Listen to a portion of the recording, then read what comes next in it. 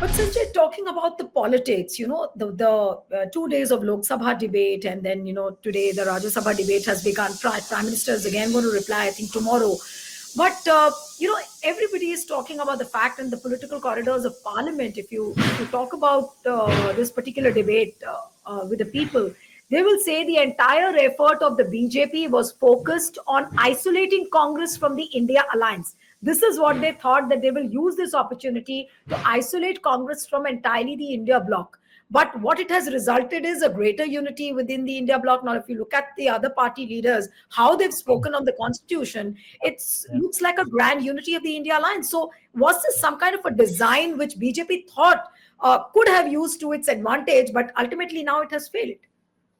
Well, Neelu, let me tell you, the BJP lecturing or giving sermons to the people of India or the opposition on the constitution, and I tweeted about it, is like the hyena, which is basically a scavenger, is like the hyena basically advocating the use of buttermilk and chas and lassi. I mean, it's really a joke, I'm telling you. I mean, for God's sake, I mean, don't carry your hypocrisy to this level, BJP. I mean, you see, this is what happens to parties when they are completely drunk or intoxicated in power. They have won two elections recently against odds, and therefore they believe the people of this country 100% endorse everything they do. And they should ask the young people who are out of jobs as to what they feel about it. The farmers are already protesting, by the way. We know that. So the bottom line is this, Neelu, that when you hear the opposition speakers, they have actually used this forum to highlight what is seriously wrong with our country, and nothing is changing. It's getting progressively worse. Mahua was also equally, blunt when she talked about how the former Chief Justice of India of the Supreme Court made a certain comment or observation of the Places of Worship Act, and that opened floodgates to all kind of attempts by these saffron supporting units to create further tensions in our society. It's a reality. And by the way, the government of this country, Mr. Modi's government, is apparently going to file an affidavit to say why the Places of Worship Act needs to be challenged, right? And that act, by the way, is considered to be the basic structure of the Constitution. So I want to bring this point again on your program, that here is a party that is challenging through an affidavit in the Supreme Court or what is incorporated by the Supreme Court as a basic structure of the Constitution.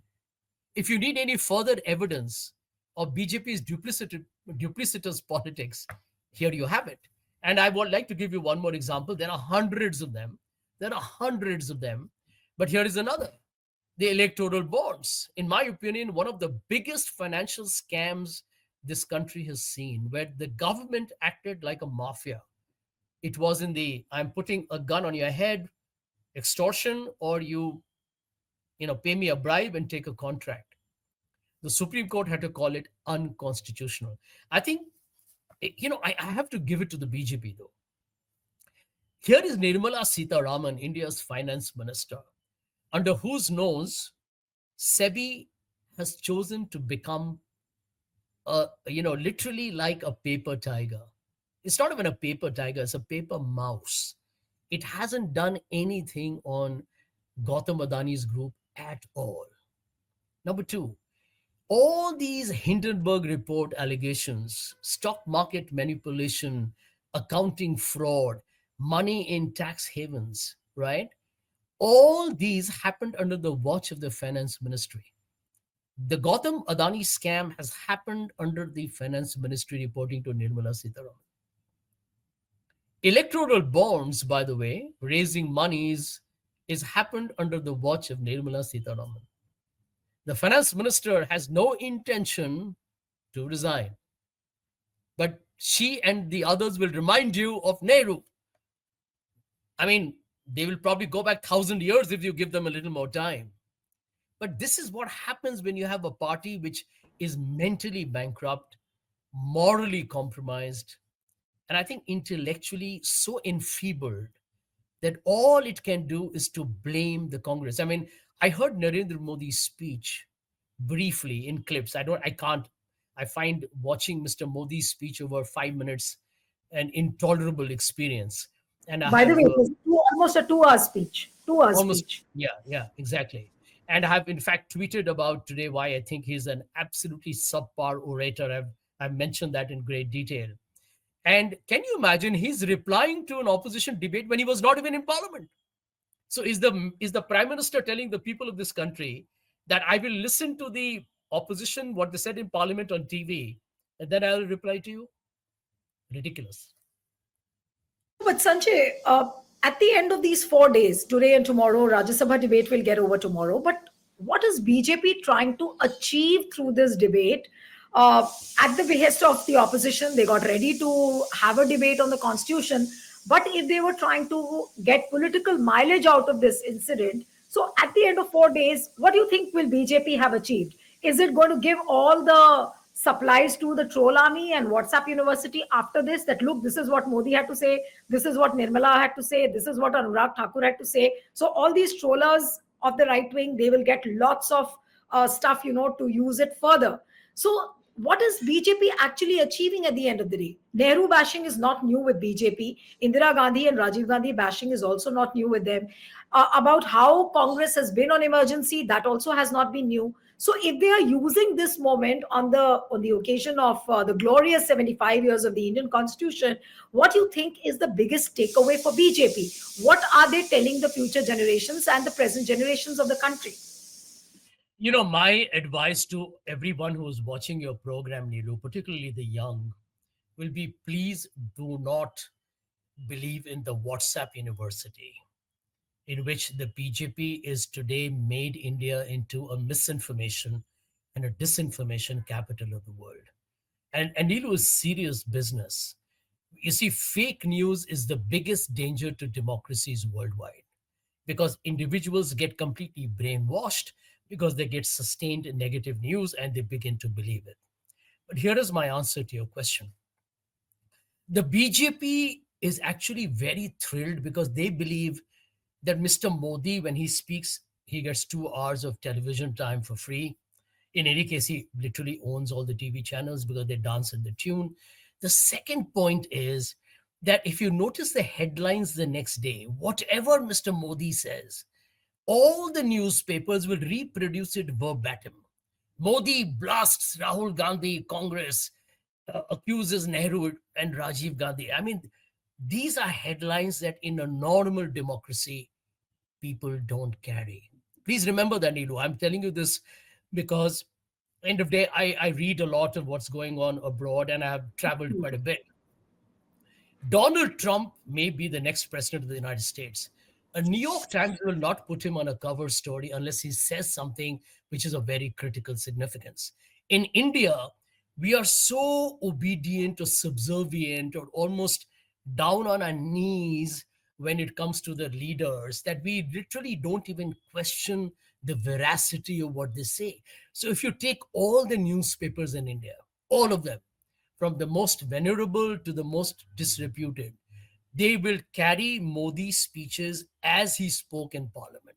No questions asked. So you see what happens to the common people is they hear Modi for X number of hours on TV, then all these anchors will make a big hullabaloo about it. And then the next day they find all the headlines without any edits are Narendra Modi's quotes.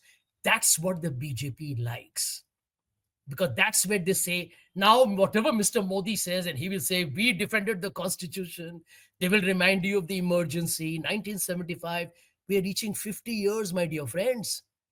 And can you talk about the unofficial emergency in India for the last 121 months? Stealthy and dangerous as hell. But they won't. No media will say that at all, right? So Mr. Modi gets free television time, he gets free headlines in newspapers, and you're absolutely right. The trollers take over. What do the trollers do? Have you seen what they're doing? They take clips, they'll misrepresent something said on Himachal by Priyanka Gandhi. They will make Rahul Gandhi look bad by taking a clip and, showing him as if he's clumsy or, not speaking according to script. They have lied about the role of Sardar Patel. It's, anyone who studies history will go rolling on the floor laughing. But here is the point. The BJP knows that 90% of the people in our country won't have the time to go back to the history books. How many of us truly read patiently the truth or the wheat from the chaff. And that is what they exploit. So the bottom line, Neelu, for the future of our country is that people like you and several other people on YouTube, and I know on social media, there are very good people on social media who fight back these trollers.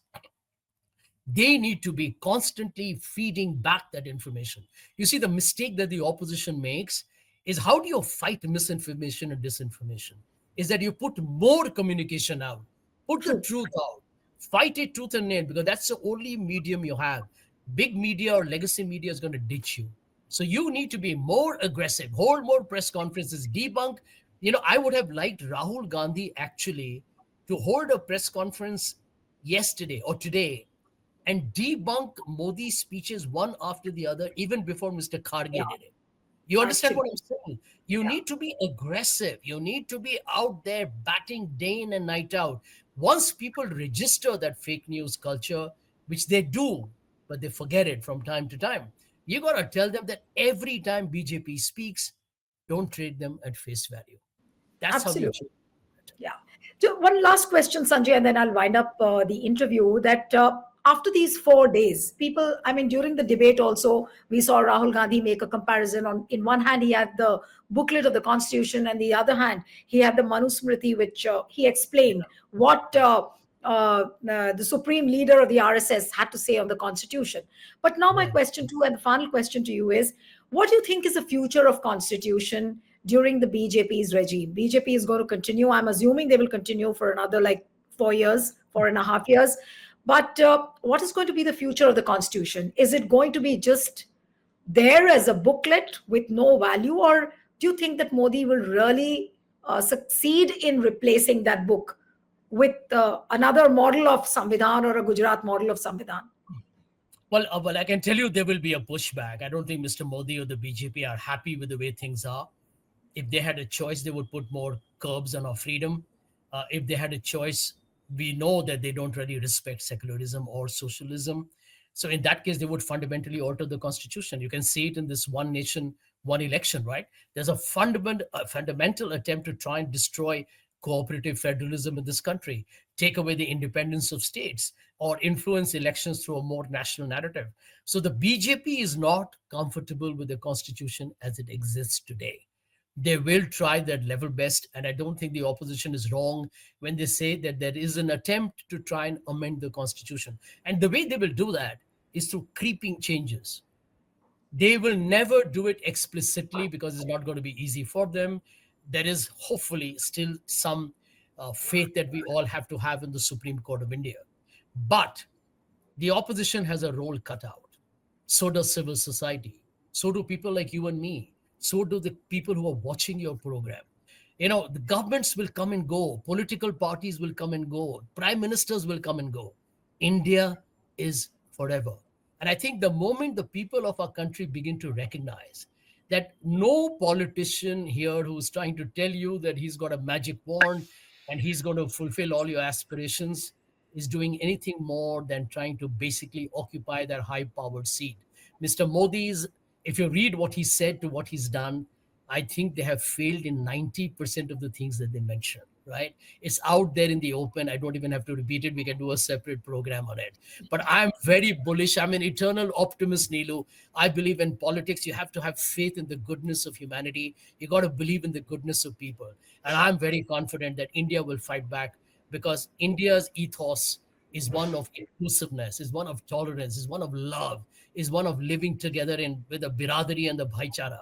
And no Mr. Modi, no RSS, no BJP, no NDA can ever stop that.